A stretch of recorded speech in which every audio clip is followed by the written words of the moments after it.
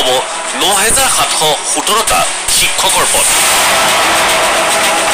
সোমবাৰৰ পৰা মুকলি হ'ব আবেদন দাখিলৰ নিৰ্দিষ্ট পৰ্টেল।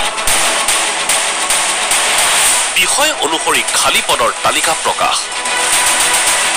নতুন পদ্ধতিৰে সম্পন্ন হ'ব মাধ্যমিক পৰ্যায়ৰ শিক্ষক নিযুক্তি।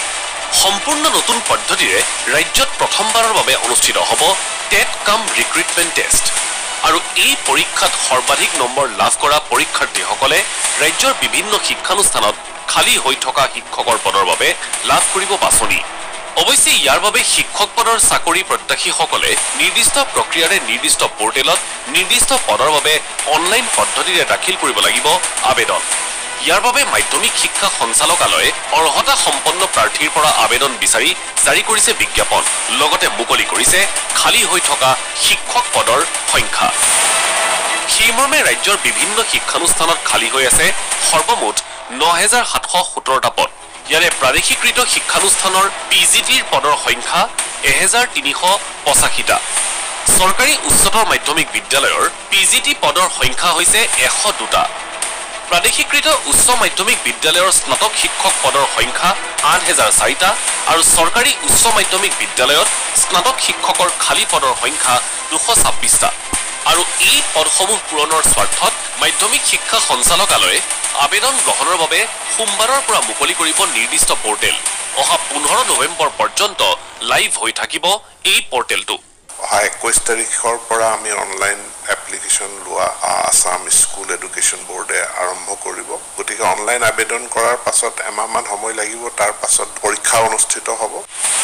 আৰু সকলো ঠিকে ঠাকে থাকিলে ডিচেম্বৰৰ দ্বিতীয় পষেকত সুকীয়াকৈ স্নাতক আৰু স্নাতকোত্তৰ শিক্ষক পদৰ বাবে অনুষ্ঠিত হ'ব টেট কাম ৰিক্ৰুটমেণ্ট টেষ্ট।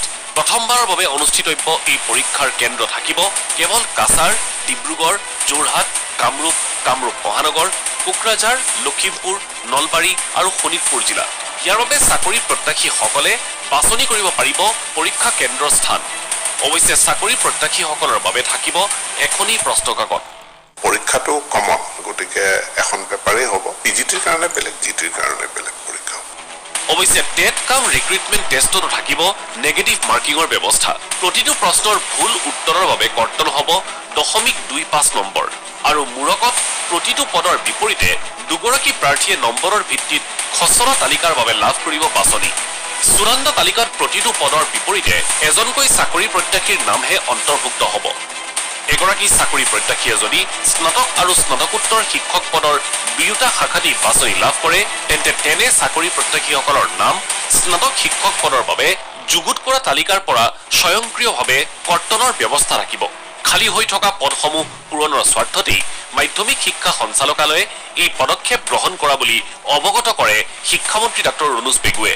কিন্তু যিমান সংখ্যক আমাৰ পদ থাকিব সিমান সংখ্যকহে চূড়ান্ত পৰ্যায়ত পাছ কৰিব, অৰ্থাৎ 1:1 হিচাপতে আমি ৰিজাল্টটো